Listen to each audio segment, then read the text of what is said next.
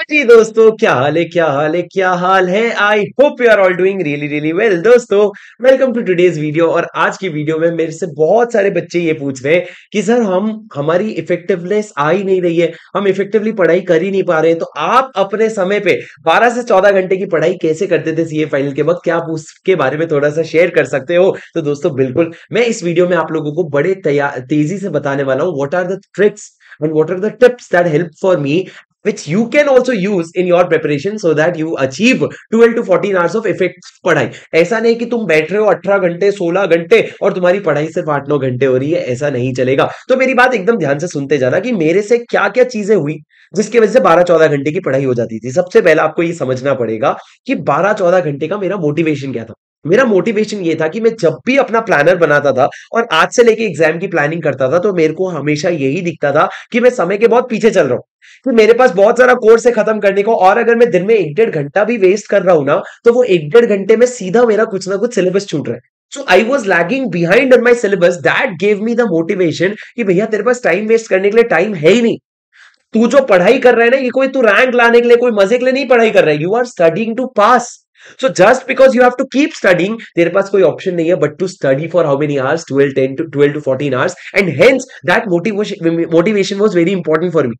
Sir मान लो मैं 7 दिन 8 दिन पढ़ाई किया और 7 दिन 8 दिन बाद मेरे को लग रहा है ठीक ठाक मेरा फ्लो जा रहा है, कुछ मेरे टारगेट्स मिस हो रहे हैं, कुछ मेरे टारगेट्स अचीव हो रहे हैं। पर उसके बाद जैसे ही मेरे 7-8 दिन निकल जाते थे ना, मैं पुराना प्लानर स्क्रैप करके वापस फिर से एक आगे का शेड्यूल बनाता था। तो फिर मेरे को हिट करता था, यार अब तो समय और भी कम है और अब तो एमटीपी भी आ गया, लोग बोल रहे हैं एमटीपी डिफिकल्ट है भाई, तो तेरे को वो भी करना है। That made me motivated, that pressure gave me motivation to ensure that I keep going. तो आपको अपने लिए ये करना है कि you have to find that motivation. मैं समझता हूं कि आप लोगों के लिए सबसे बड़ा प्रॉब्लम क्या है पता है? कि भैया इलेक्शन का क्या होगा। सर मैं आपको बता रहा हूं, मेरे ओपिनियन में इलेक्शन की वजह से रिजल्ट डिफर हो भी जाए, आपका एग्जाम्स डिफर हो भी जाए, पर आपको ये समझना पड़ेगा राजा कि that is not what you think right now. अभी बहुत अपेरेंट है कि इलेक्शन की वजह से आपका एग्जाम डिफर होगा, पर एक बात लॉजिकली समझो, एग्जाम डिफर होने की वजह से सिर्फ आपको नहीं पूरी दुनिया को टाइम मिलेगा। तो आप समझो आप ग्रुप 1 लिखने जा रहे हो, आप अगर एक ग्रुप लिखने जा रहे हो तो भी वो हो गए, वो ग्रुप लिखने जा रहे हो तो भी एक ग्रुप तो लिखने जा ही रहे हो। जब एग्जाम डिफर होगा तो ऐसे और हजार बच्चे होंगे जो एग्जाम में से शायद नहीं देने वाले थे या तैयारी नहीं थी। अब उनको लग रहा है यार अब तो मेरे पास टाइम है, पढ़ लेता हूं, अब मेरे पास मौका है, पढ़ लेता हूं। तो तुम्हारा कंपटीशन बढ़ेगा।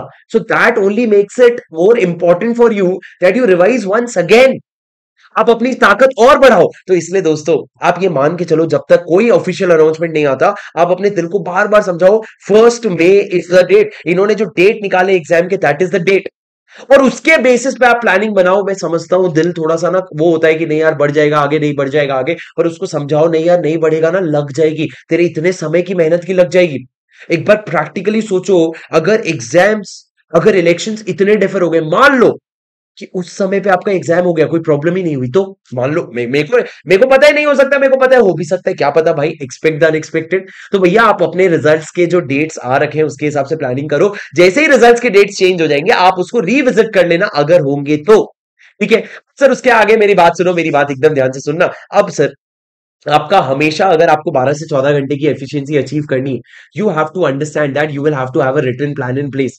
रिटन प्लान इन प्लेस का क्या मतलब होता है? आज बच्चे जाते हैं सोने, कल कोई भी रैंडम दिन का प्लान बनाते हैं कि 6 से 9 ये कर लूंगा, 11 से 1 वो कर लूंगा। ऐसा नहीं सर, 1-1 घंटे का प्लान बनाओ, कि 1-1 घंटे का प्लान बनाओ और इतना मेटिकुलसली बनाओ कि मैं ये सेक्शन से ये सेक्शन करूंगा, ये चैप्टर का ये चैप्टर करूंगा। सर ये प्लान जब आप करोगे ना, तो ये प्लान करने से आपको एक चीज मैं समझा देता हूं। जब आप ये प्लान करो, दिन में 24 घंटे होते हैं, आप उसको 8-8 घंटे के 3 स्लॉट में डिवाइड करो। लास्ट के 8 घंटे में सोचो जो सोने वाला टाइम है, जब भी आपका, उसमें आप पढ़ नहीं पाओगे। शुरू का 8 घंटा और दूसरा 8 घंटा, ये टोटल 16 घंटे। अगर आपको इसमें 14 घंटे की प्रोडक्टिविटी निकालनी है, अगर, तो सर आपको यह ध्यान रखना पड़ेगा दिन के पहले के जो 8 घंटे होते हैं ना, वो सबसे प्रोडक्टिव होता है। तो उसमें आपको 7 घंटा टच करना पड़ेगा। और उसके बाद जो बचा हुआ 8 घंटा है ना, उस बचे हुए 8 घंटे में अगर आप 5 घंटे टच कर लोगे, तो ये 12 घंटे तो आपके वैसे ही हो गए। और उसके बाद ये यहां पे मुश्किल से मान लो चलो 1 घंटा और आ गया, और सोने के पहले 1 घंटा और आ गया, तो ये 2 घंटे का और जुगाड़ हो जाएगा। पर सर आपको ये समझना पड़ेगा, बहुत सारे बच्चे ये नहीं समझते। सुबह जब आप उठ रहे हो ना 7 बजे, और अगर 7 बजे से लेके आप 8 घंटे गिनो, कितने हो गए? 8 9 10 11 12 1 2 3, दोपहर के 3 बजे के पहले आपकी 7 घंटे की पढ़ाई हो चुकी होनी चाहिए, तभी आप सेकेंड हाफ में समझा संभाल पाओगे। पर सर ये कैसे होगा? ये तभी होगा जब आप अपने जितने भी ब्रेक्स ले रहे हो ना, उसको उसमें आप अपना काम करें। जैसे कि सुबह उठते लोग एक एक घंटा तक नहाते धोते फिर उसके बाद पढ़ने बैठते नहीं भाई, उठ 5 मिनट में मुंह धो के पढ़ने बैठ जा। बोलते लोग कैसे होता है भाई, पढ़ने की इच्छा होना सब होती है। सुबह जो नींद नहीं खुलती, चाय पी ले, मुंह पे चाय मार ले, छींटे मार ले चाय के, जैसे भी नींद खुले, पर भाई 7 बजे से बैठ जाओ और उसके बाद 8 बजे तक पढ़े, 1 घंटा, 5 मिनट का ब्रेक लिया, उसमें ब्रश करके आ गए। इस तरीके से यूटिलाइज करोगे ना तो शुरू के 8 घंटे में 7 घंटे की पढ़ाई होगी। 7 घंटे की कोशिश करोगे, 6.5 6 घंटे की तो होगी। तो बाकी का 6 घंटा अगले 16 घंटे में संभाल लेना। तो ये चीज आपको समझनी पड़ेगी। और सर जो भी आप दिन में कर रहे हो ना, उसमें दिन में टोटल नंबर ऑफ आवर्स का पूरा काउंट रखो और डे एंड पे ये इवैल्यूएट करो मेरा टाइम कहाँ वेस्ट हो रहा है या मैं कहाँ इनएफिशिएंट जा रहा हूं। जहां आप इनएफिशिएंट जा रहे हो ना, उसको अगले दिन के लिए आप सुधार दो। ये सर करते रहना, it is a consistent process. ये कोई प्रेपरेशन लीव के शुरुआत का नहीं, ये रोज का प्रोसेस है, तभी जाके आप कुछ भाई अचीव कर पाओगे। अब दोस्तों जितने भी टाइम वेस्टेज है वो आपको एलिमिनेट करना पड़ेगा रिव्यू कर करके, एंड धीरे ग्रेजुअली आफ्टर 7-10 डेज का hard work you will see that you are touching 12-14 hours. Let me make a very big disclaimer here. Sir दिन ऐसे आएंगे महीने में 2 या 3 दिन जब आप 12 से 14 घंटे की पढ़ाई नहीं कर पाओ। CA is all about having that maturity कि मेरे से आज हो गया कोई बात नहीं भाई, मैं इंसान है, मैं भगवान नहीं है, मैं कल कोशिश करेगा। कल भी नहीं हुआ कोई बात नहीं, परसों कोशिश करेगा। मैं अपनी आज की हार को कल की हार बनने नहीं दूंगा। मेरी आज की हार सिर्फ आज की हार है, खत्म, closing balance, no carry forward, अगले दिन नया बैटल फिर से लड़ूंगा। ठीक है। अब दोस्तों उसके बाद मेरी बात सुनना, सर प्रैक्टिकल और थियोरी का परफेक्ट बैलेंस रखो। अगर आप सोचोगे दिन में 14 घंटे थियोरी पढ़ूंगा, नहीं हो पाएगा। दिन में प्रैक्टिकल पढ़ूंगा 14 घंटे, शायद हो जाएगा, पर वो अच्छी बात नहीं है। तो एक फेयर बैलेंस रखो। सुबह जब आप उठते हो फ्रेश माइंड से, तब थियरी पढ़ लो या प्रैक्टिकल, जो भी आपको जमे। पर यह ध्यान रखना, जब आपका नींद का समय है, जब दोपहर को 2 घंटे नींद आती है, शाम को अगर लेट इवनिंग नींद आती है, तो जो भी आपका नींद का पैचेस है, ये आपको बहुत अच्छे से पता है, उस पैचेस में अच्छी चीज डालो। जैसे कि प्रैक्टिकल सोल्यूशन डालो, सॉल्व करते करते कैसे सोगे, उसमें तुम रिविजन वीडियोस डालो। जब आप यूट्यूब के रिविजन वीडियोस देखोगे, रिविजन ऑडियो सुनोगे, अगर आपके कोई भूले भटके क्लासेस पेंडिंग है, वो उस समय पे डालो, ताकि आपकी स्लीप टाइम्स को भी आप इफेक्टिव आवर्स में कन्वर्ट कर सको। सर ये आप कर लोगे ना, 1-1.5 घंटा तो वैसे ही बचा लोगे। और लास्ट में एक बात याद रखना सर, आप जो भी आपका सोने का टाइम है, उसके पहले आप 1 घंटे वेस्ट करते हो, उसके बाद आप 1 घंटे वेस्ट करते हो, ये दोनों समय को समेट लो। अगर आपके पास सब्जेक्ट्स के रिविजन ऑडियोज है, उनको सुन के सोने जाओ। सर अब वो टाइम हो गया खत्म जब मैं नेटफ्लिक्स देख के, कोई यूट्यूब में सीरीज देख के सोने जाता हूं, 2-2 घंटे लगा के सोता हूं। नहीं भैया, discipline is very difficult to do. Discipline is something which is the most difficult thing, but trust me, regret is even more difficult to bear. अगर रिजल्ट खराब आया ना, तो उसका जो शर्म आएगा वो बेयर करना और भी ज्यादा डिफिकल्ट है। So we will choose this difficult part, जहां आप क्या रखेंगे, डिसिप्लिन रखेंगे। सर डिसिप्लिन में क्या रखोगे आप जब भी आप सोने जा रहे हो, उसके आधे घंटे पहले आप बुक बंद कर दोगे, पर आधे घंटे में नींद आ जानी चाहिए। तो सोने तभी जाना जब एक्सट्रीमली थके हुए हो। दिमाग आपका शांत करना 15 मिनट 20 मिनट चाहिए, तो योगा मेडिटेशन करो, शांत हो जाओ और चुपचाप जाके सो जाओ। पर figure out that patch also, उसको भी सॉल्व करोगे ना, तो आपको 12 से 14 घंटे की इफेक्टिवनेस दिखेगी।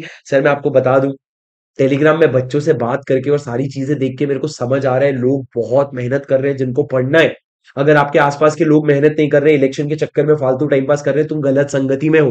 मैं आपको पैन इंडिया का ओवरव्यू बता रहा हूँ। People are desperately studying very hard because they know that May 24 can be a golden attempt.